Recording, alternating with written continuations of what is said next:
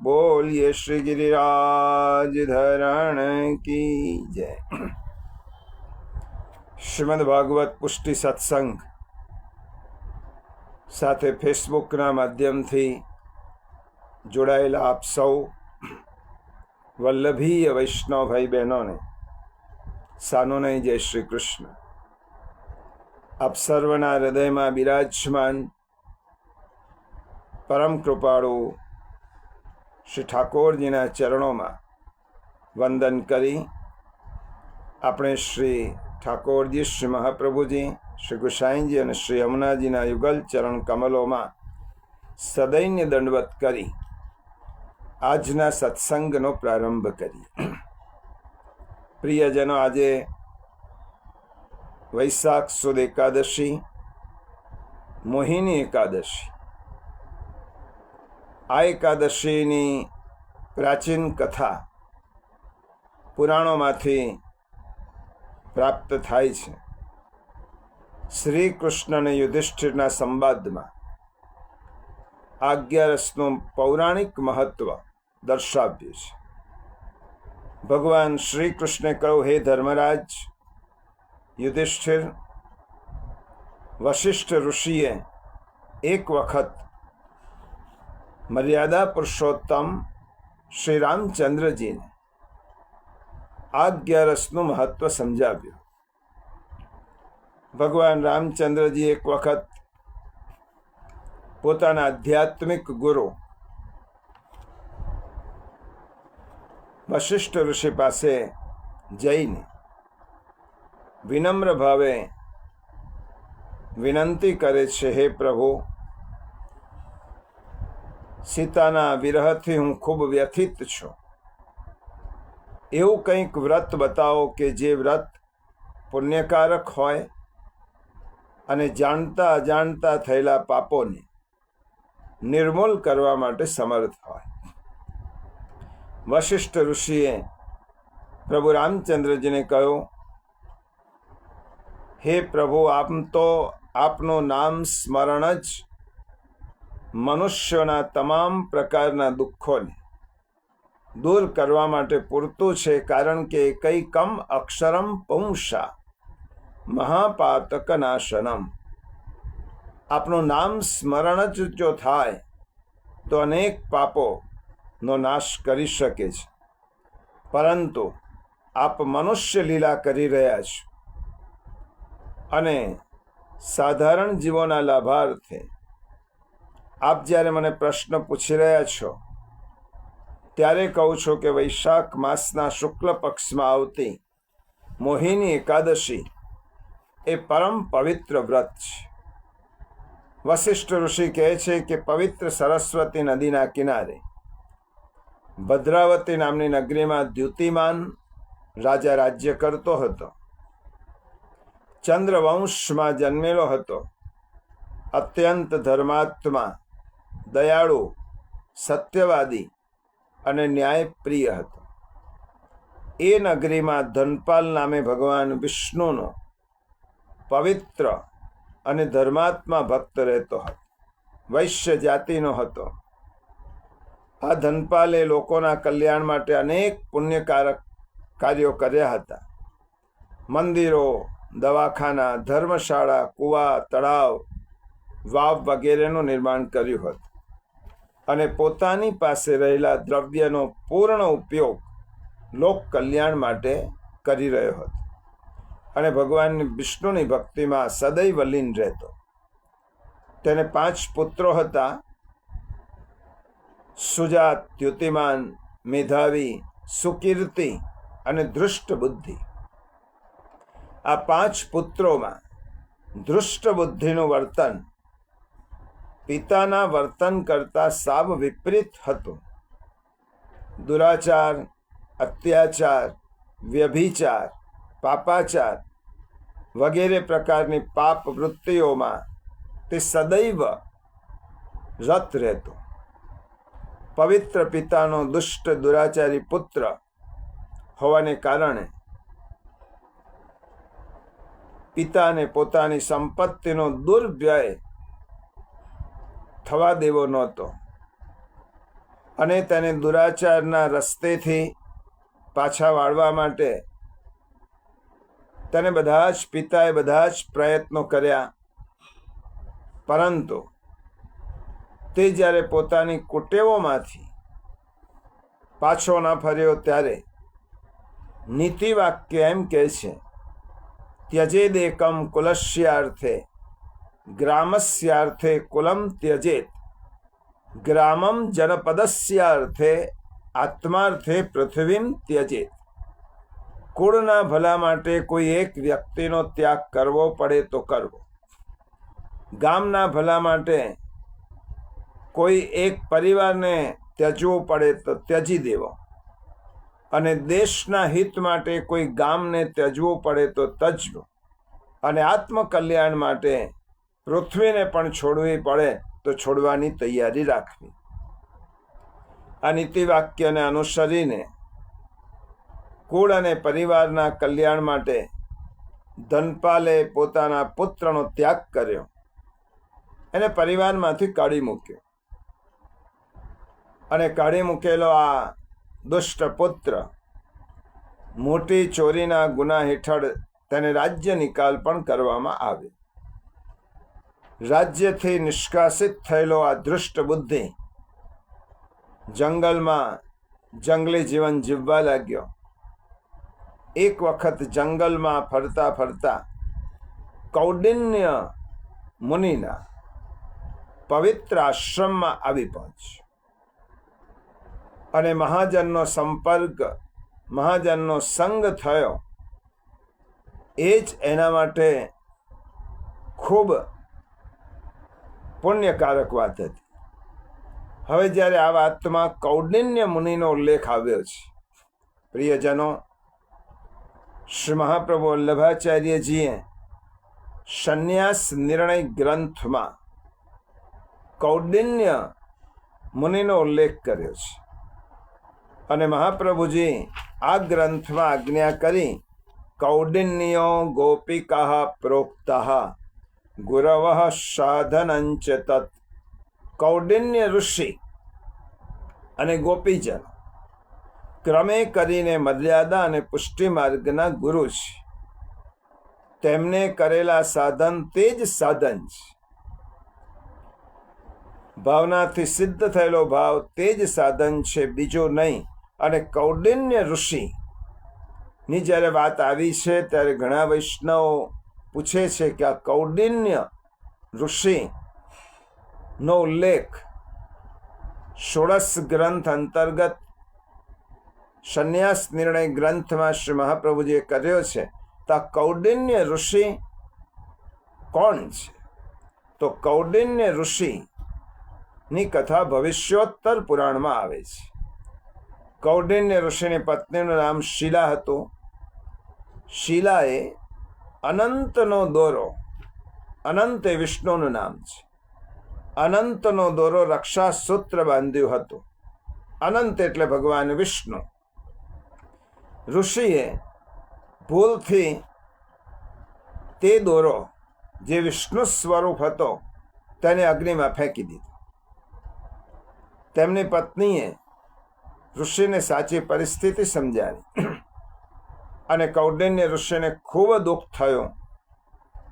અનંતની શોધમાં આ ઋષિ નીકળી પડ્યા. ભગવત દર્શન માટે ઋષિ ઘરનો ત્યાગ કરીને નીકળ્યા છે. નિરાહાર જલપાન પણ કર્યું નથી, અને જંગલમાં વૃક્ષોને, ગાયોને, હરણોને પૂછવા લાગ્યા, તમે અનંતને દીઠા છે? તેમના તરફથી કોઈ ઉત્તર ન મળતા તેમનું દેહાનુસંધાન છૂટી ગયું. બેભાન થયા, પૃથ્વી ઉપર પછડાયા, અને ભાન આવતા હે અનંત કરીને પાગલની માફક ભટકવા લાગી. અનંત એટલે ભગવાને તેમના ઉપર અનુગ્રહ કર્યો અને બ્રાહ્મણ વેશે પધાર્યા. અનંત ભગવાન તેમને પાતાળમાં લઈ ગયા, પોતાની નગરી બતાવી, પોતાના સ્વરૂપનું દર્શન કરાવ્યું. ઋષિએ દીનતાપૂર્વક અનંતની પ્રાર્થના કરતા કરતા 2 શ્લોક બોલ્યા. પાપોહમ પાપ કર્માહમ પાપાત્મા પાપ સંભવ ત્રાહિ મામ પુંડરીકાક્ષ શરણમ મે ભવાચ્યુત અદ્ય મે સફલમ જન્મ જીવિતમ સુજીવિતમ યત્તવાગ્રે યુગાંભોજે મન મૂર્ધા ભ્રમરાયતે. હું પાપી છું, પાપ કર્મા છું, પાપાત્મા છું, પાપમાંથી મારી ઉત્પત્તિ થઈ છે. હે કમલનયન પ્રભુ, હે અચ્યુત, મને શરણે લો. આજે મારો જન્મ સફળ થયો છે, મારું જીવન સૌભાગ્યશાળી થયું છે. આપણા ચરણારવિંદમાં મારું મસ્તક ભ્રમરની માફક લાગી ગયું છે. અનંત ભગવાને તેમને વરદાન આપ્યું અને ભક્તિનું દાન કર્યું. પ્રિયજનો, ગોકુલનાથજી આજ્ઞા કરે છે કે કૌંડિન્ય ઋષિ મર્યાદા માર્ગીય ભક્ત હોવા છતાં આચાર્ય ચરણે ગોપિકાઓ સાથે તેમની સરખામણી એક જ કારણસર કરી છે અને પુષ્ટિ માર્ગનું ગુરુપદ આપ્યું છે. કયા ગુણ? ભગવાનના દર્શન કરવાની તીવ્રતમ ઈચ્છા અને ભગવાન માટે ભાવાત્મક વિપ્રયોગ. જ્યાં વૃક્ષોને, પ્રાણીઓને પૂછવામાં આવે છે, આ તેમનો ભગવત પ્રાપ્તિ માટેનો ત્યાગ એ પુષ્ટિમાર્ગીય ત્યાગ બની ગયો. વિકલતા અને અસ્વસ્થતા, આ કૌંડિન્ય ઋષિની વાત આમાં આવે છે. મૂળ વાત પર આવીએ કે દૃષ્ટ બુદ્ધિને કૌંડિન્ય ઋષિનો સંગ થયો. સત્સંગતિ ભવતિ કિમ ન કરોતિ પુંસામ. અને દૃષ્ટ બુદ્ધિને કૌંડિન્ય ઋષિએ આ 11 માધ્યમથી ભગવદ ભક્તિમાં પ્રેર્યો. અને શ્રીમદ ભગવદ્ ગીતામાં ભગવાને સ્વમુખે વચન આપ્યું છે, અપિચેત સુદુરાચારો ભજતે મામનન્ય ભાગ સાધુરેવ સમંતવ્ય સમ્યગ વ્યવસિતો હિષ. ભગવાને સ્વયં કહ્યું છે કે ગમે તેટલો દુરાચારી હોઈશ, પાપાચારી હોઈશ, પરંતુ તું એક વખત મારી શરણમાં આવ. અપિચેત સુદુરાચારો ભજતે મામ અનન્ય ભાગ. જે અનન્ય ચિત્તથી મારી ભક્તિ કરે છે એ દુરાચારી મટી અને ધર્માત્મા બની જાય છે. અને ભગવદ વચન પ્રમાણે તે દુરાચારમાંથી સદાચારી થયો, વૈકુંઠ લોકને પ્રાપ્ત થયો. પુષ્ટિમાર્ગીય ભાવના અનુસાર પ્રભુને અખાત્રીજે ચંદનના લેપ, ચંદનના છાપના મલમલના વસ્ત્રો ધર્યા, સાંજે ફૂલના શણગાર ધર્યા અને પ્રભુના શ્રી અંગની અદ્ભુત ઝાંખી કરી વ્રજાંગનાઓ ભગવદ સ્વરૂપમાં મોહ પામ્યા અને સ્વરૂપમાં એવા મોહિત થયા કે ભગવાનની મોહિની એવી લાગી કે ગોપિકાઓ ભગવદ સ્વરૂપમાં આસક્ત થઈ. એટલા માટે આ 11 નામ મોહિની એકાદશી છે. શ્રીમદ ભાગવતના સંદર્ભમાં વિચારીએ તો સમુદ્ર મંથન વખતે ભગવાને મોહિની અવતાર ધારણ કર્યો હતો. ભગવાનના મોહિની સ્વરૂપ જોઈ ભગવાન શિવ પણ ઠાકોરજીના સ્વરૂપમાં મોહિત થયા હતા. તે દિવસ હતો વૈશાખ સુદ એકાદશીનો દિવસ. એટલા માટે આજની એકાદશીનું નામ છે મોહિની એકાદશી. આ એકાદશીનું વ્રત આપણું ત્યારે જ પરિપૂર્ણ થાય કે જ્યારે જગતની તમામ વસ્તુઓ કે વ્યક્તિનો મોહ દૂર થાય અને આપણી મોહિની એકમાત્ર ભગવદ સ્વરૂપમાં જ થાય. ત્યારે આ એકાદશીનું વ્રત સાર્થક થાય. ટૂંકમાં પ્રિયજન, મોહિની એકાદશી એટલે ભગવદ સ્વરૂપમાં મોહ જન્માવનારી એકાદશી.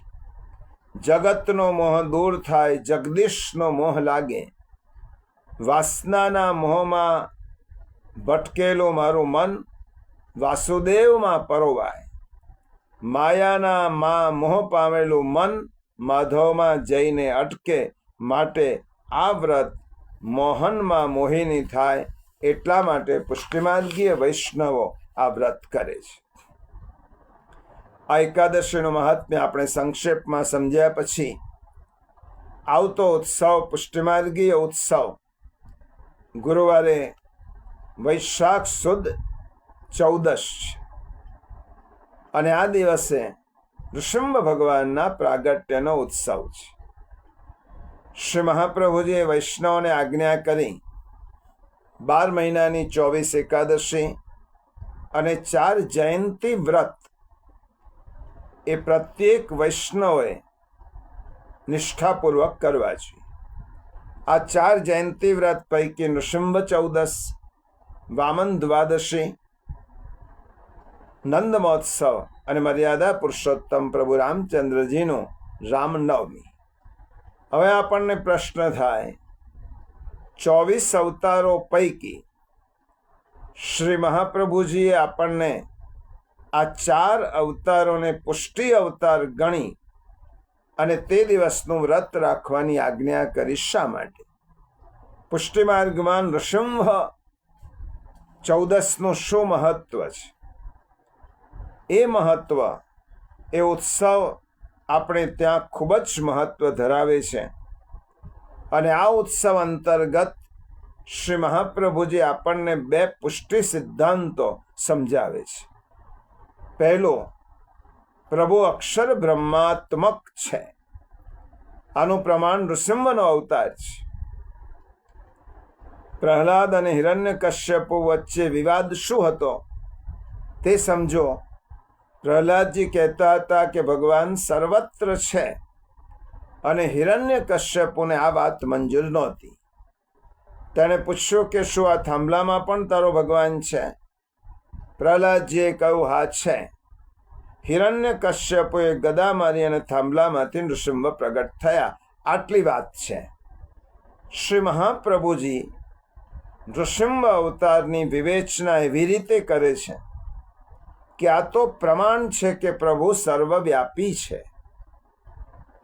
એવું તો કંઈ હતું જ નહીં કે થાંભલો પોલો હતો, શ્રી ઠાકોરજી નૃસિંહ બનીને તેમાં સંતાઈ ગયા હોય, અને હિરણ્યકશ્યપુ એટલો મૂર્ખ નહોતો પણ શ્રી ઠાકોરજી જેમ થાંભલામાંથી પ્રગટ થયા.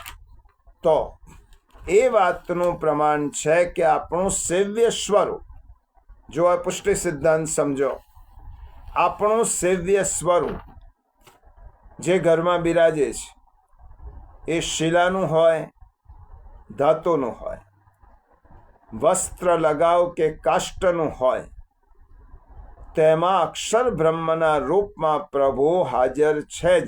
પ્રભુ તેમાં છે જ. અને આપણે જો આપણા સેવ્યમાં પ્રહલાદ જેવો ભાવ રાખતા હોઈશું કે બ્રહ્મ અહીં છે, તો ખાસ આપણા માટે પ્રભુ ત્યાં પ્રગટ થઈ શકે છે.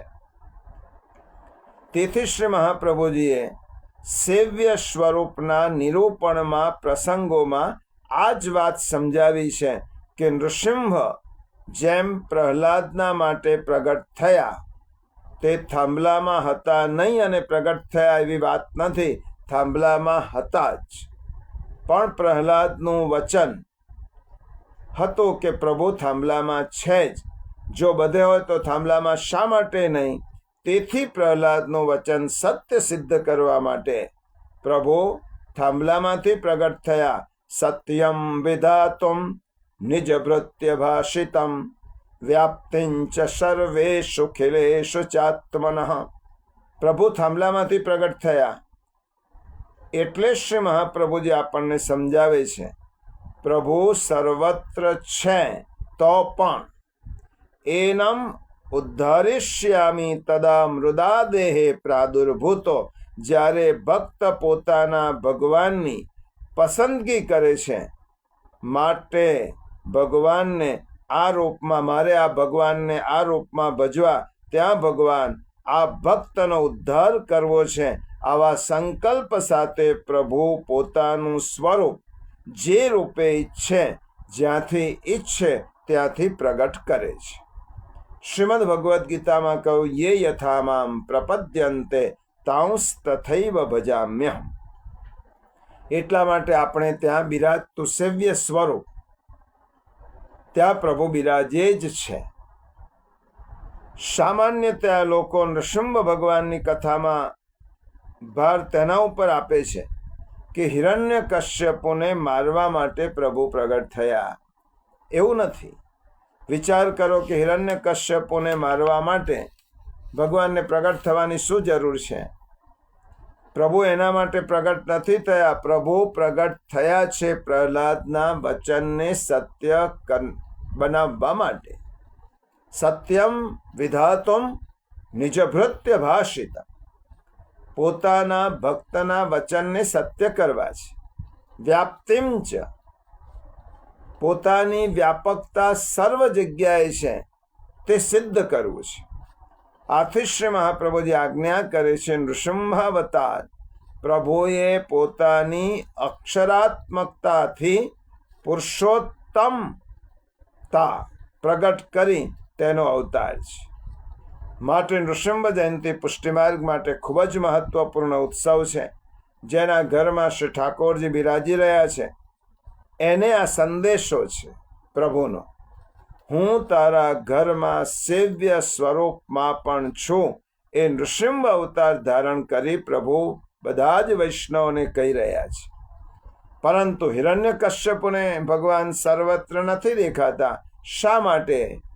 હિરણ્યનો અર્થ છે સોનું અને કશિપુનો અર્થ છે ઓશિકુ. હિરણ્યકશ્યપુને એ સોનાની માયા નીચે જે અર્થને પોતાના માથા ઉપર રાખે છે, બુદ્ધિમાં જેનો ભૌતિકતા જ ભરેલી છે, એને ભગવાન સર્વત્ર નથી દેખાતા. આવા હિરણ્યકશ્યપોને ભગવાન સર્વત્ર નથી દેખાતા. જેના માથામાં બુદ્ધિમાં કામ છે તેને રામ નથી દેખાતા. જેની બુદ્ધિમાં સોનું છે તેને શ્યામ નથી દેખાતા. જેની બુદ્ધિમાં ભોગ છે તેને ભગવાન નથી દેખાતા. ભગવાનના સર્વત્ર દર્શન પ્રહલાદજીને જ થઈ શકે. બીજો, નૃસિંહ જયંતિ ઉત્સવમાં બીજો સિદ્ધાંત છે, પ્રભુ ક્યારે પણ ભક્તનું અનિષ્ટ થવા દેતા નથી. નમે ભક્ત પ્રણશ્યતિ. મારા ભક્તનો ક્યારે પણ વિનાશ થતો નથી. ભક્તની પ્રધાનતા પ્રભુએ નૃસિંહ ચતુર્દશીના દિવસે પ્રગટ કરી છે અને ભક્તાધીનતા દર્શાવી છે. એક ભક્તના ઉદ્ધાર માટે ભગવાને નૃસિંહ અવતાર લીધો છે. અને જુઓ, નૃસિંહ ચતુર્દશીના ઉત્સવમાં બાલભાવ ક્યાં છે? બાલભાવ તો છે જ નહીં. છતાં આપણે નૃસિંહ ચતુર્દશી મનાવીએ છીએ કે નહીં? એના કીર્તનો પણ છે. યહ વ્રત માધો પ્રથમ લીનો, જો મેરે ભક્ત કો દુઃખ દે તાકો ફારો નખન હિયો. શાલિગ્રામમાં 36 શાલિગ્રામ છે, તેના 36 પ્રકાર છે. એમાં એક પ્રકાર નૃસિંહ શાલિગ્રામનો છે. નૃસિંહ જયંતિના દિવસે નૃસિંહ શાલિગ્રામને પંચામૃત પૂજન થાય છે. બીજો, શ્રીનાથજીની પીઠિકામાં નૃસિંહજી બિરાજે છે. તેવી ભાવના પણ છે કે શ્રીનાથજી પુરુષોત્તમ છે તો નૃસિંહ અક્ષર બ્રહ્મ છે. ઠાકોરજી જ્યાં બિરાજે છે એમનું એ ધામ અક્ષર બ્રહ્મ છે. અને અક્ષર બ્રહ્મ પણ આપણા ઠાકોરજી પોતે જ બન્યા છે. જો આપણો ભાવ છે કે મારે પ્રભુને ભજવા છે તો અક્ષર બ્રહ્મમાં પુરુષોત્તમ પ્રગટ થઈ શકે છે. જો ભાવ નથી તો અક્ષર બ્રહ્મ તો છે જ, પણ પુરુષોત્તમ પ્રગટ થતા નથી. નૃસિંહ ચતુર્દશી આપણને આ રહસ્ય સમજાવનારો ઉત્સવ છે. એટલા માટે પુષ્ટિ માર્ગમાં નૃસિંહ ચતુર્દશીનો અસાધારણ મહત્વ છે.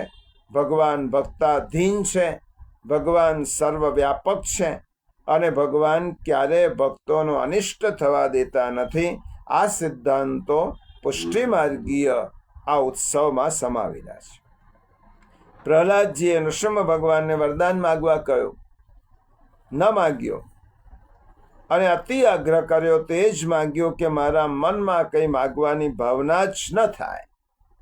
ત્યારે નૃસિંહ ભગવાને પ્રહલાદને કેવું વરદાન આપ્યું કે પોતાના જેટલો જ મહાત્મ્ય પ્રદાન કર્યું અને પ્રહલાદજીની સ્તુતિથી પ્રસન્ન થયેલા નૃસિંહ ભગવાન પ્રહલાદજીને શું કહે છે?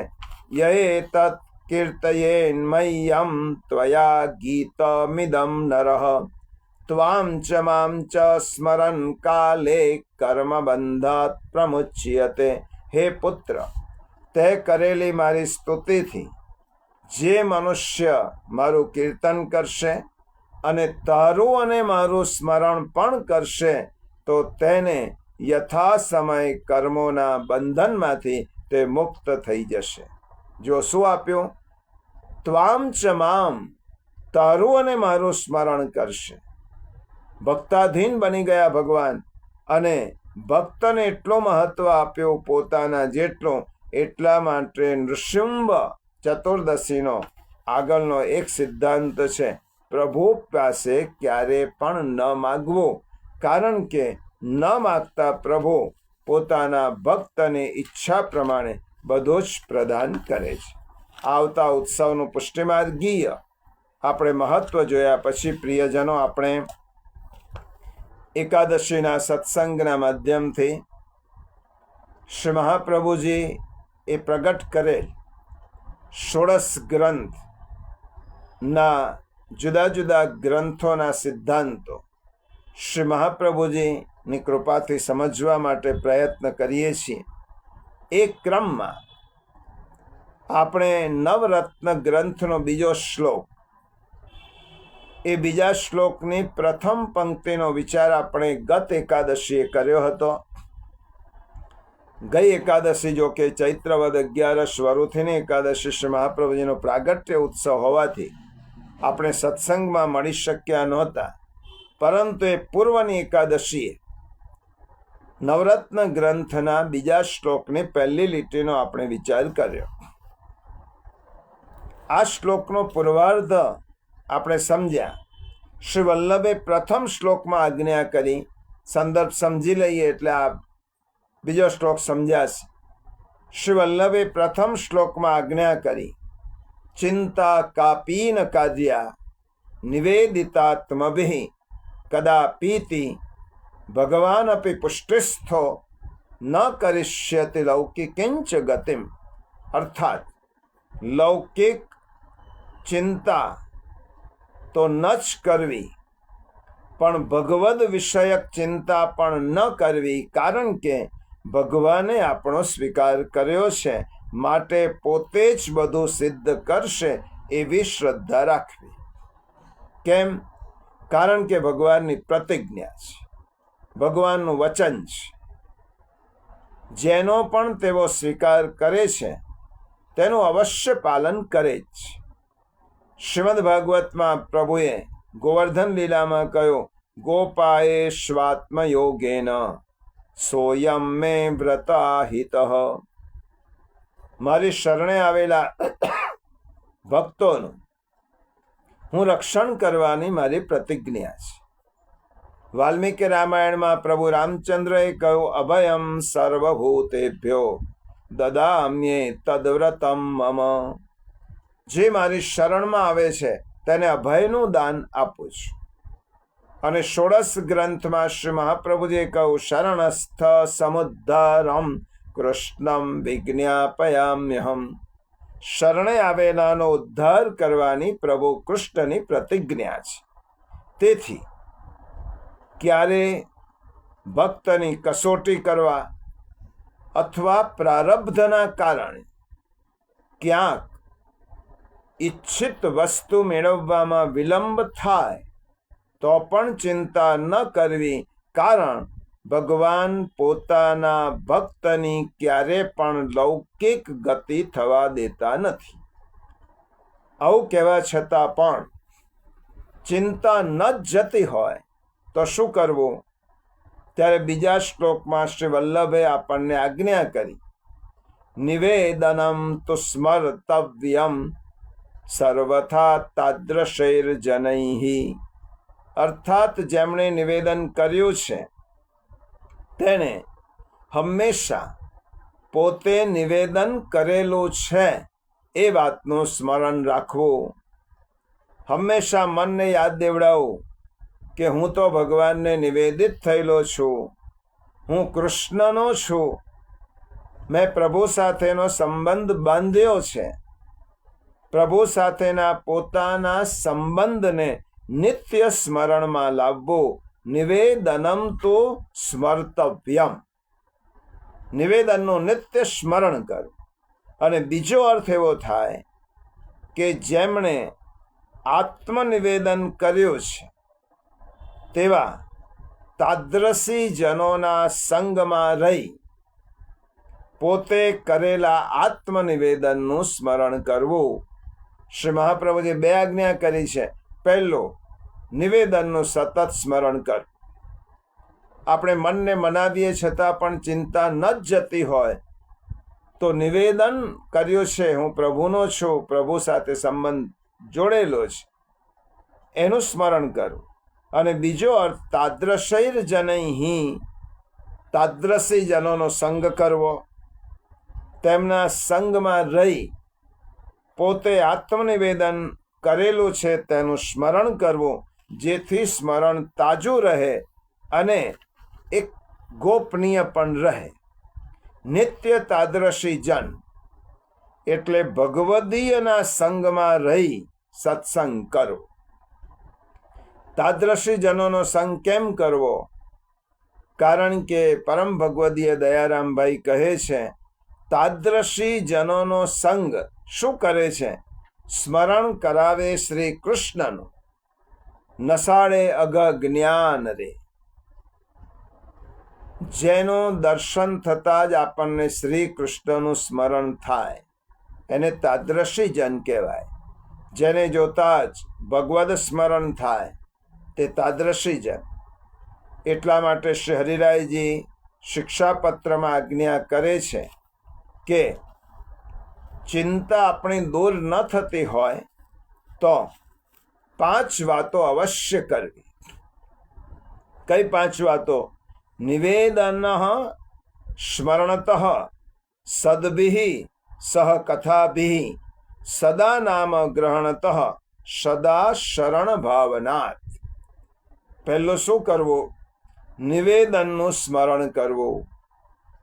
પછી સત્પુરુષોનો સંગ કરવો, જે શ્રી મહાપ્રભુજી આજ્ઞા કરી, સર્વથા તાદ્રશૈર જનૈ. ત્રીજું, કથા વગેરેનું શ્રવણ કરવું. ચોથો, સદા ભગવદ નામ ગ્રહણ કરવું, નામ સ્મરણ સદાય કરવું. અને પાંચમું, સદાય શરણ ભાવના રાખવી. હું પ્રભુની શરણમાં છું, મેં સમર્થનો આલંબન લીધો છે, મેં સમર્થનું શરણ સ્વીકાર્યું છે. આવું 5 વાતો કરવાથી આપણી સર્વ ચિંતા નિવૃત્ત થાય છે. શા માટે તાદ્રશૈર જનૈ શ્રી મહાપ્રભુજી આજ્ઞા કરી છે? જેમ ભીંજેલા કપડાના સંગથી સૂકું કપડું પણ ભીંજાય. તમે ભીનું કપડું હશે અને સૂકું કપડું પાસે રાખ્યું હશે તો સૂકેલું કપડું પણ સુકાયેલું કપડું ભીંજાશે. તેમ તાદ્રશી જનના સંગથી જીવ ભગવદીય બને છે, તેને ભગવદ સંગ થાય છે, એને ભગવત પ્રેમ થાય છે. માટે શ્રી વલ્લભે આજ્ઞા કરી, નિવેદનમ તો સ્મર્તવ્યમ સર્વથા તાદ્રશૈર જનૈ. સર્વથા તાદ્રશી જનો સાથે રહેવું. અને બીજો પાઠ છે સર્વદા. તાદ્રશી જનો સાથે આપણે પ્રભુને કરેલા નિવેદનનું સ્મરણ કરવું. સર્વથા એટલે બધી જ રીતે, અને સર્વદા એટલે હંમેશા, નિત્ય, નિરંતર આપણા ચિત્તમાં તેનું સ્મરણ કરવું, તો ચિંતાની નિવૃત્તિ થાય. હવે ચિંતાના આવેગમાં જો આ બીજી પંક્તિ આપણે જોઈએ છે, ચિંતાના આવેગમાં આપણું મન પ્રભુની પાસે મજબૂરીથી માગવાની ઈચ્છા કરે છે. આપણા બધાના પ્રશ્નનો જવાબ શ્રી મહાપ્રભુજી આ ગ્રંથમાં આપ્યો છે. આપણે ચિંતાને ગમે એટલી દૂર રાખીએ, લૌકિક ચિંતા હોય કે અલૌકિક ચિંતા હોય, નિવેદનનું સ્મરણ પણ કરીએ, તાદ્રશી જનનો સંગ પણ કરીએ, પરંતુ આપણું મન એટલું બધું ચંચળ છે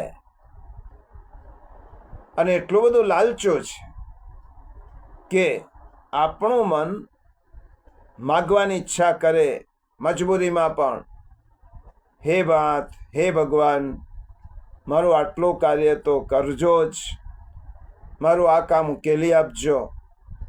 એવી લૌકિક પ્રાર્થના કે યાચના કરવા માટે આપણું મન લાલચું બને, અધીરું બને અને ભગવાનની પાસે આ મન માગવા માટે લલચાય, ત્યારે શું કરવું? ત્યારે શ્રી મહાપ્રભુજીએ બીજી લીટીમાં સુંદર આજ્ઞા કરી, સુંદર વાત કરી. સર્વેશ્વરશ્ચ સર્વાત્મા નિજેચ્છાતઃ કરિષ્યતિ. સર્વેશ્વરશ્ચ સર્વાત્મા નિજેચ્છાતઃ કરિષ્યતિ. સર્વેશ્વર અને સર્વાત્મા ભગવાન પોતાની ઈચ્છા પ્રમાણે કરશે. શ્રી મહાપ્રભુજીએ બીજી વાત સમજાવી. સર્વેશ્વરશ્ચ સર્વાત્મા, પ્રભુ કેવા છે? સર્વેશ્વર છે અને સર્વાત્મા છે. એ પોતાની ઈચ્છા પ્રમાણે નિજેચ્છાતઃ કરિષ્યતિ, એ પોતાની ઈચ્છા પ્રમાણે જ કરશે. તું ગમે તેટલા ધમ પછાડા કરીશ તો પણ ધાર્યું તો ધણીનું જ થશે. આ મહાપ્રભુજીની વાત છે. મહાપ્રભુજી કેટલી સુંદર વાત કરી. ચિંતા થાય તો મનને સમજાવો. મજબૂરીમાં મન લાલચું થઈને ભગવાન પાસે માગે છે, તો મનને સમજાવો કે તું ગમે તેટલી ઈચ્છા કરીશ, ધમ પછાડા કરીશ, ગમે તેટલો પ્રયત્ન કરીશ, ધાર્યું તો ધણીનું જ થશે. નિજેચ્છાતઃ કરિષ્યતિ. આપણે એક ગુજરાતીમાં એક કવિએ લખ્યું છે, શું ધાર્યું તું, શું થઈ ગયું, કાં એમ તું બોલ્યા કરે, સૃષ્ટિ તણા આ ચક્રમાં પ્રભુને ગમે તે થયા કરે. આ સૃષ્ટિમાં એક પાંદડું પણ આપણી ઈચ્છાથી હાલતું નથી. આ સમગ્ર બ્રહ્માંડમાં બધું જ ભગવદ ઈચ્છાથી થાય છે. તો પછી નિજેચ્છાત કરિષ્યતિ, પ્રભુ જ્યારે પોતાની ઈચ્છાથી જ બધું કરવાના છે, તો શા માટે પ્રભુની પાસે લાલચો થઈને માગવું? અને છેલ્લે કવિએ બહુ સુંદર વાત કરી છે. તું છો કરે બહુ મન સુબા, એને ગમે તે એ કરે, વિશ્વાસથી શરણે જશો, સૌનું પ્રભુ સારું કરે. એક વખત વિશ્વાસથી પ્રભુના શરણમાં જશો, તારું સારું જ થવાનું છે. આ બીજી લીટીમાં, બીજા શ્લોકને બીજી લીટીમાં શ્રી વલ્લભે સર્વેશ્વર અને સર્વાત્મા આ બે શબ્દનો પ્રયોગ કર્યો છે. વિવેક ધૈર્યાશ્રય ગ્રંથમાં પણ શ્રી વલ્લભે આ જ વાત વિવેકની વ્યાખ્યા કરતા આપી. વિવેકસ્તુ હરિસર્વ નિજેચ્છાતઃ કરિષ્યતિ. વિવેકની વ્યાખ્યા આપી શ્રી મહાપ્રભુજીએ. હરિસર્વ પોતાની ઈચ્છાથી કરશે તેવો નિશ્ચય, તેનું નામ વિવેક. વિવેકની વ્યાખ્યા આપતા શ્રી મહાપ્રભુજી કહે છે, નિજેચ્છાત કરિષ્યતિ હરિ સર્વ. હરિ બધું જ પોતાની ઈચ્છાથી કરશે.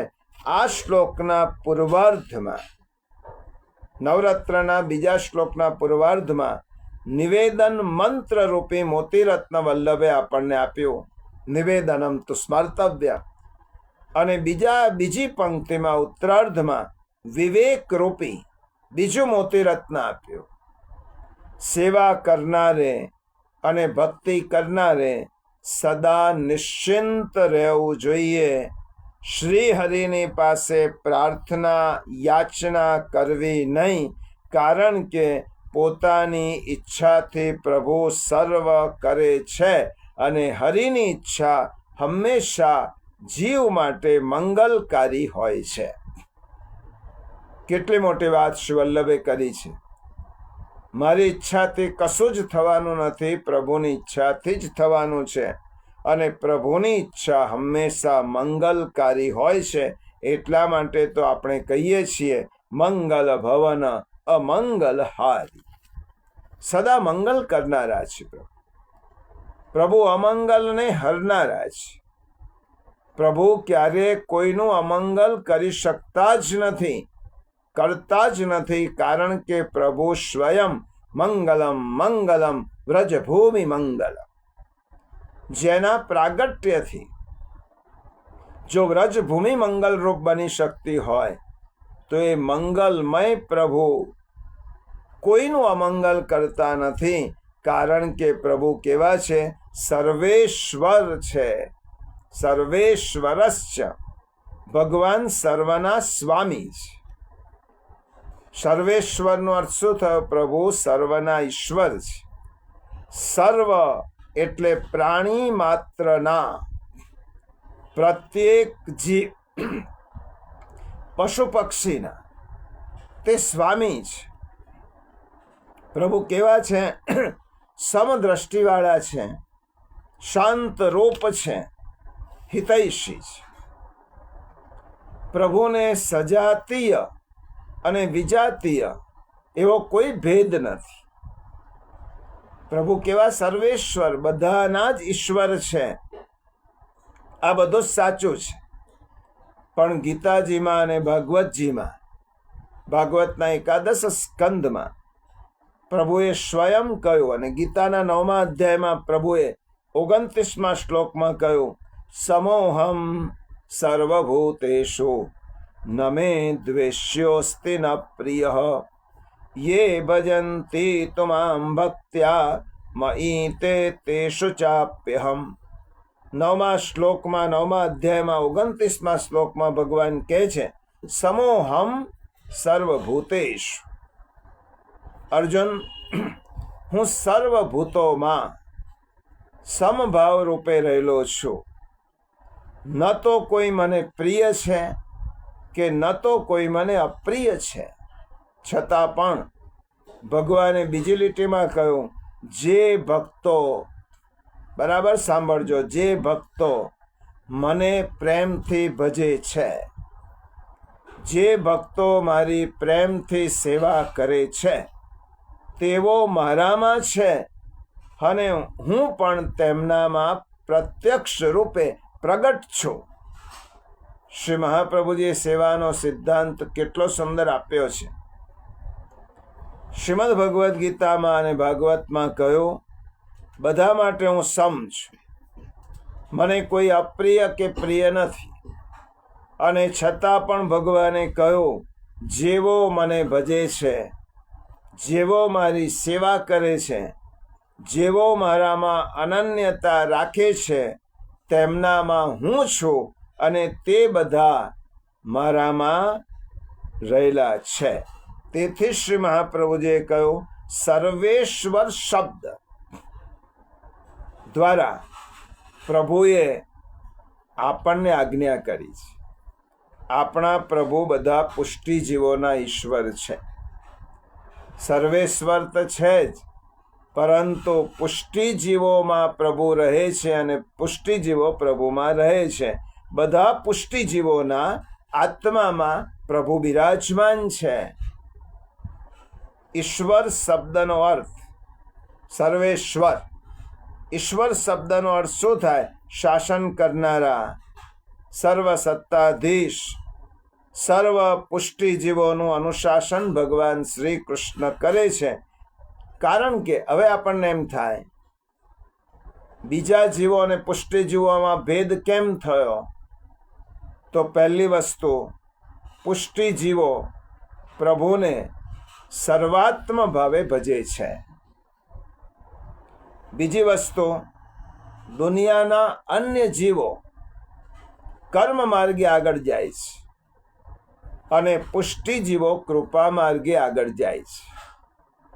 જે કર્મ માર્ગે આગળ જાય છે પ્રભુ તેમને તેમના કર્મ ઉપર છોડી દે છે, અને જે કૃપા માર્ગે આગળ વધે છે, જે પ્રભુને સમર્પિત છે, જેમની એવી ભાવના છે કે મારા માટે પ્રભુ સિવાય બીજું કોઈ આલંબન નથી, તેઓએ મારું સ્મરણ, જેમનું પ્રભુનું શરણ જેમને સ્વીકાર્યું છે, તેથી હું તેમનું વિશેષ ધ્યાન રાખું છું, કારણ કે હું તેમનામાં છું અને તેઓ મારામાં છે. આમ ભગવાન સર્વ પુષ્ટિજીવોના સ્વામી હોવાથી જેમને જે આપવા જેવું છે તે અવશ્ય આપે જ છે. તેઓ સર્વ પુષ્ટિજીવોના આત્મા હોવાથી તેમના હૃદયમાં બિરાજીને તેમની મુશ્કેલીઓ અને જરૂરિયાતો પ્રભુ જાણે છે. કોઈક અજાણ્યા માણસને કહેવું પડે કે મારે અમુક વસ્તુ જોઈએ, પણ જે આપણા હૃદયમાં બિરાજે છે તેને કહેવાની જરૂર પડે ખરી કે મને આ વસ્તુ જોઈએ? તે જાણે છે, માટે તેમની પાસે માગવાનો અર્થ નથી. એટલા માટે સર્વેશ્વરનો બીજો અર્થ પણ શ્રી મહાપ્રભુજીએ કર્યો. પ્રભુ સર્વજ્ઞ છે, પ્રભુ સર્વેશ્વર છે, બધાના ઈશ્વર છે. અને બીજો અર્થ કર્યો પ્રભુ સર્વજ્ઞ છે, લૌકિક અને અલૌકિક એ બધું જ જાણે છે. જગતરૂપી નાટકનો સૂત્રધાર પ્રભુ છે. આપણે બધા નટ છીએ અને પ્રભુ આપણા બધાનો વર છે. એટલા માટે પ્રભુ કેવા છે? નટવર. આપણે બધા જ પ્રભુના ઈશારાથી નાચતા રહેલા છીએ. આમ સર્વેશ્વરના બે અર્થ થાય. પહેલો અર્થ થયો સર્વ સમર્થ અને બીજો અર્થ થયો સર્વજ્ઞ. તે બધું જ કરવા સમર્થ છે. સમર્થ કોને કહેવાય? કર્તુમ અકર્તુમ અન્યથા કર્તુમ સમર્થ. જે કરેલાને ન કરવા માટે, ન કરેલાને કરવા માટે અને તેનાથી વિપરીત પણ કરવા માટે જેનું સામર્થ્ય છે તેને સમર્થ કહેવાય. પછી કહું, ભગવાન જેમ સર્વેશ્વર છે તેમ સર્વાત્મા છે. ભગવાન સર્વના આત્મા છે, અંતર્યામી છે, મારા મનની વાતને જાણનારા છે. ભગવદ્ ગીતામાં ભગવાને કહ્યું, અહમ આત્મા ગુડાકેશ સર્વભૂતાશય સ્થિત. હું આત્મા રૂપે સર્વભૂતોમાં રહેલો છું. પ્રભુ આત્મા રૂપે મારા હૃદયમાં રહેલા છે. તેથી મારા હૃદયની બધી જ ભાવનાઓ, ઈચ્છાઓ, જરૂરિયાતો પ્રભુ જાણે છે. તેથી તેમને કહેવાની કે તેમની પાસે માગવાની કંઈ જરૂર નથી. એક વ્યક્તિએ એમ વિચાર કર્યો કે હું મારી માગણી બોલી નથી શકતો, પણ મારી માગણી એક કાગળમાં લખું અને એ કાગળ ભગવાનની સામે મૂકું, કૃષ્ણની સામે મૂકું. કારણ કે મને બોલતા સંકોચ થાય છે, એટલા માટે હું લખી અને મારી માગણી ભગવાનની સામે મૂકું. એ વ્યક્તિએ કાગળ લીધો, પેન લીધી, લખવાની શરૂઆત કરી અને લખવાની, કૃષ્ણને કેમ લખું હું કાગળ. પહેલું લખું અંતર્યામી, પછી શું લખું આગળ? એને સંબોધન કર્યું અંતર્યામી કાગળમાં પ્રભુને.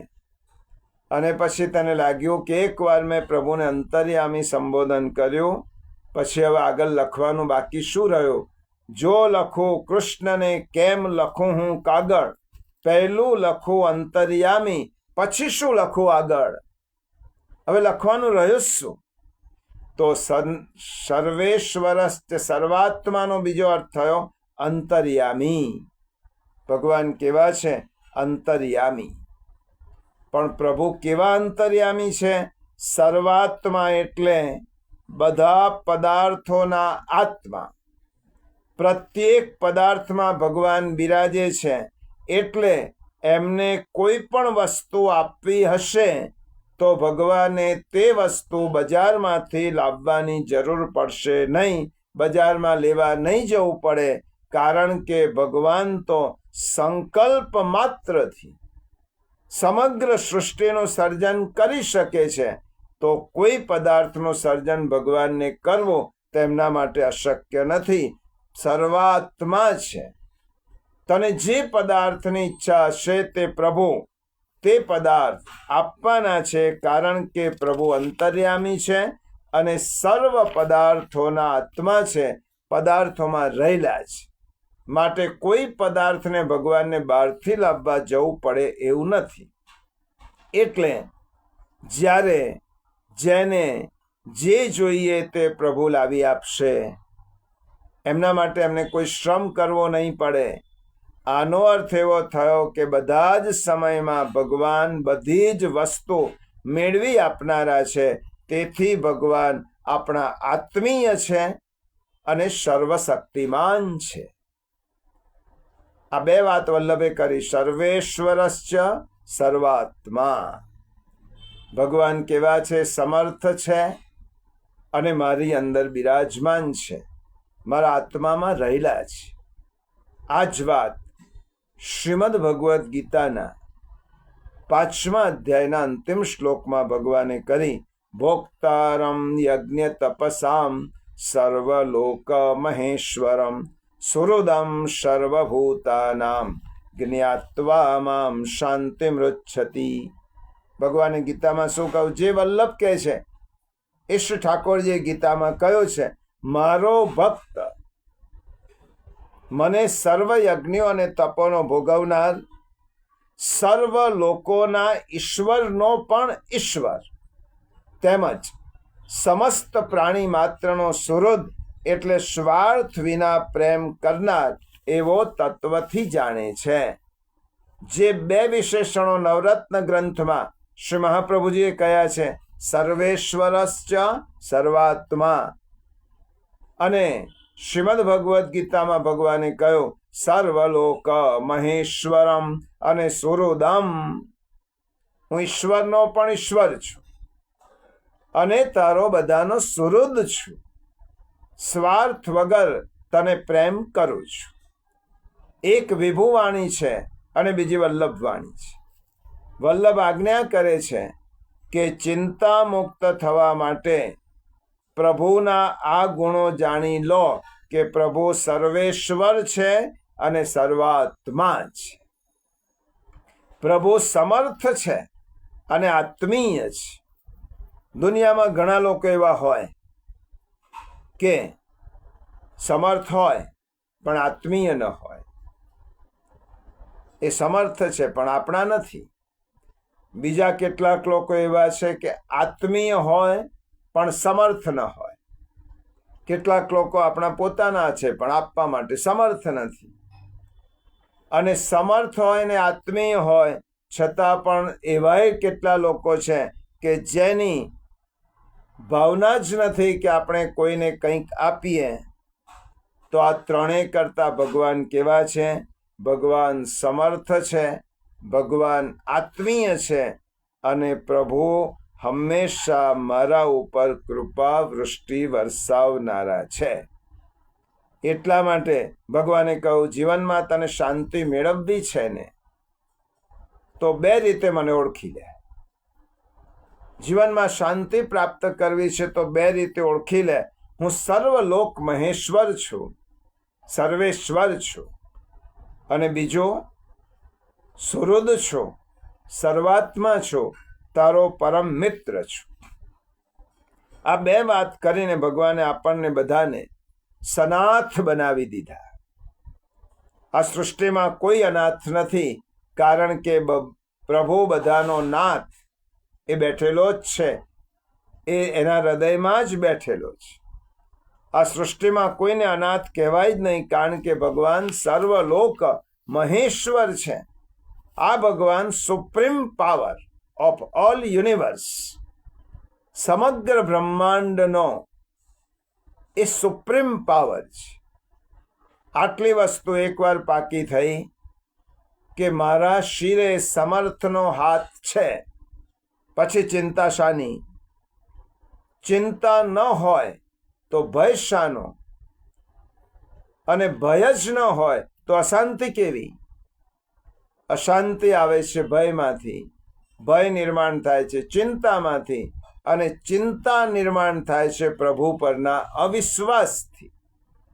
તો આવા સર્વ સમર્થ પ્રભુ, સર્વલોક મહેશ્વર પ્રભુ, જે સુહૃદમ સર્વભૂતાનામ છે, સર્વેશ્વરશ્ચ સર્વાત્મા છે, મારા પરમ મિત્ર છે, આત્મીય છે, સખા છે.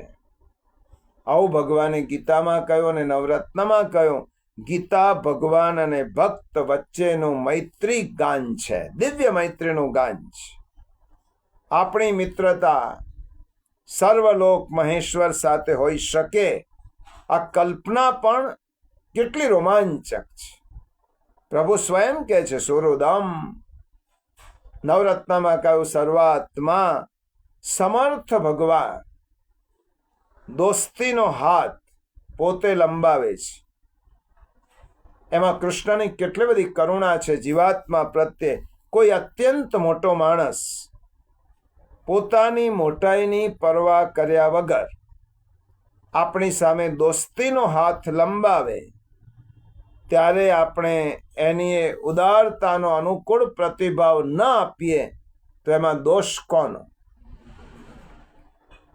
એનાથી મોટો અભાગી કોણ? આપણે એવા તે કેવા કે સર્વલોક મહેશ્વર પોતે સામે ચાલીને આપણને મિત્ર ગણે અને આપણે સારી રીતભાત પણ ન જાણીએ. આમ ગીતા એટલે પરમાત્માએ સ્વયં ચાલીને જીવાત્મા સાથે હાથ મિલાવવા લંબાવેલો હાથ. સર્વાત્મા છે પ્રભુ. ગીતા એટલે સમર્થ ઈશ્વરે અસમર્થ જીવને આપેલો પોતાનો હાથ. અને અહીંયા શ્રી વલ્લભ ગીતોક્તિનું પુનરાચ્ચારણ કરતા કહે છે પ્રભુ સર્વેશ્વર છે, સર્વાત્મા છે, સમર્થ છે અને સર્વજ્ઞ છે. સમર્થ સર્વશક્તિમાન છે, સર્વજ્ઞ છે એટલે મારા મનમાં શું છે તે ભગવાન જાણે છે, મારા પોતિકા છે, મારામાં રહેલા છે. આવા પ્રભુ નિજેચ્છાત કરિષ્યતિ, આવા પ્રભુ પોતાની ઈચ્છા પ્રમાણે કરશે. શ્રી ઠાકોરજી પોતાની ઈચ્છાથી આપે. હવે સમજી લો, ત્રીજો, પ્રભુ પોતાની ઈચ્છાથી આપે અને આપણે માગીએ ત્યારે શ્રી ઠાકોરજી આપે. આ બંનેમાં ફરક છે. આ સૂક્ષ્મ શ્રી મહાપ્રભુજી આપણને શું કહેવા માંગે છે સમજી લો. શ્રી ઠાકોરજી પોતાની ઈચ્છાથી આપે અને આપણે ભગવાનની પાસે માગીએ, એમાં બહુ મોટો ફરક છે. આપણે બિનજરૂરી વસ્તુઓ પણ માગી લઈએ, જ્યારે ઠાકોરજી આપણને જેટલી વસ્તુઓ જરૂરી હોય તેટલી જ આપે. એક માણસને ટાઇફોઇડ થાય, તે કહે કે મારે લાડુ ખાવા છે, તો તેની માતા કે તેની પત્ની તેને લાડુ કે રબડી નહીં આપે. તેઓ જાણે છે કે ટાઇફોઇડમાં લાડુ કે રબડી આપવાથી માણસ વધારે બીમાર થશે, માદો થશે. માતા કે પત્ની આપવા જેટલું જ, આપવા જેવું જ આપે છે, માગે તેટલું આપતા નથી. એવી રીતે આપણે શ્રી ઠાકોરજી પાસે એવી વસ્તુઓ માગીએ કે જેનાથી આપણું ભલું થવાનું ન હોય, તો શ્રી ઠાકોરજી એવી વસ્તુ આપણને કદાપી નહીં આપે. ક્યારે એવું બને કે આપણે શ્રી ઠાકોરજી પાસે જે માગ્યું હોય તે ન મળે, જ્યારે માગ્યું હોય ત્યારે ન મળે, પરંતુ કંઈક બીજું જ મળે. એટલે શ્રી મહાપ્રભુજી આપણને સમજાવે છે કે પુષ્ટિ જીવને જીવન જીવવા માટે જે વસ્તુ જરૂરી છે તે બધી શ્રી ઠાકોરજી વગર માગ્યે જે તે સમય આપવાના છે, જ્યારે પુષ્ટિ જીવનમાં બાધારૂપ બનનારી વસ્તુઓ માગવા છતાં પણ પ્રભુ આપવાના નથી. આપણને એવું જાણવા મળ્યું કે કામધેનુ ગાય, ચિંતામણી કે કલ્પ વૃક્ષ પાસેથી આપણે જે માગીએ તે મળે. પણ તો આ બધા મોટા ઠાકોરજીથી પણ કલ્પવૃક્ષ ચિંતામણી જળ છે, જ્યારે આપણા ઠાકોરજી ચેતન છે. કલ્પવૃક્ષ જળ હોવાથી ખોટું ખરું જે કંઈ માગીએ તે આપે, પરંતુ પ્રભુ એવા ચેતનમય કલ્પવૃક્ષ છે કે જેમાં આપણું કલ્યાણ રહેલું હોય એવું જ વગર માગે આપે છે. આમ પ્રભુ કેવા છે? સર્વેશ્વર અને સર્વાત્મા હોવાથી નિજેચ્છાતઃ કરિષ્યતિ. આમાં નિજ શબ્દના બે અર્થ છે. એક અર્થ છે શ્રી ઠાકોરજીની પોતાની ઈચ્છા મુજબ, અને બીજો અર્થ છે પોતાના નિજજનોની ઈચ્છા મુજબ. શ્રી કૃષ્ણજી પ્રભુચરણ આજ્ઞા કરે છે કે પોતાના નિજજનોની ઈચ્છા અવિકૃત હોવી જોઈએ. આપણને કોઈ વિકાર ઈચ્છા થાય કે મારો પાડોશી મને દુઃખ આપે છે, તે મૃત્યુ પામે તો સારું. આવી વિકારી ઈચ્છા શ્રી ઠાકોરજી કોઈ દિવસ પૂરી કરતા નથી. આપણી પ્રભુના સુખ માટે, પ્રભુના સંબંધવાળી જે અવિકૃત ઈચ્છાઓ છે તે શ્રી ઠાકોરજી અવશ્ય પૂરી કરે જ છે. અને આપણી જે સુંદર ઈચ્છાઓ છે તે પ્રમાણે શ્રી ઠાકોરજી આપણી પાસે કાર્ય કરાવે છે. આપણી સારી ઈચ્છાઓનું બીજું નામ છે મનોરથ. ભગવદ સંબંધી ઈચ્છા એનું નામ મનોરથ. ભગવદ સુખાર્થે થતી ઈચ્છા એનું નામ મનોરથ. અને મનોરથો ભગવાન પૂરા કરે.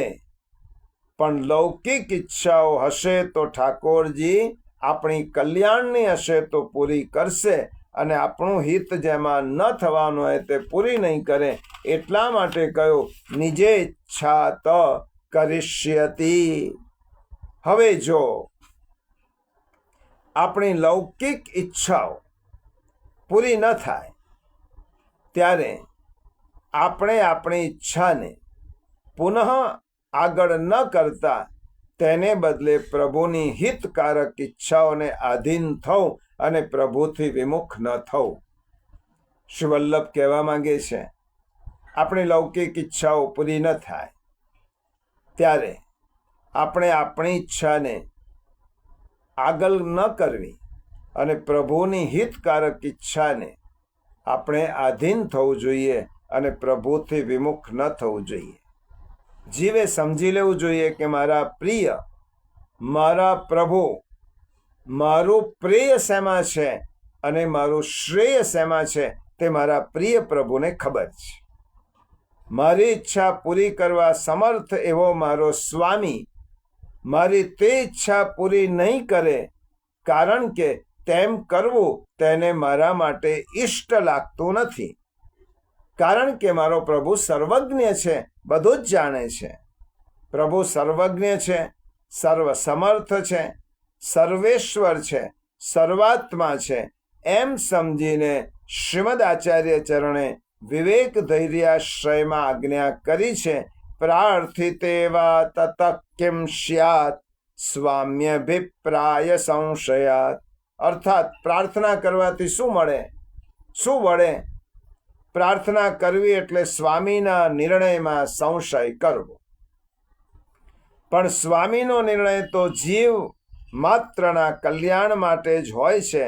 જો તેમાં સંશય થાય તો ગીતાજી કહે છે સંશયાત્મા વિનશ્યતિ.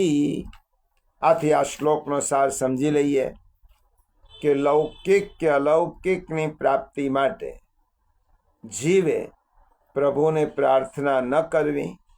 વિના પ્રાર્થના કરે તે જાણે છે કે તમારે શું જોઈએ છે, અને તમારે જે જોઈએ છે તે આપવા સમર્થ છે.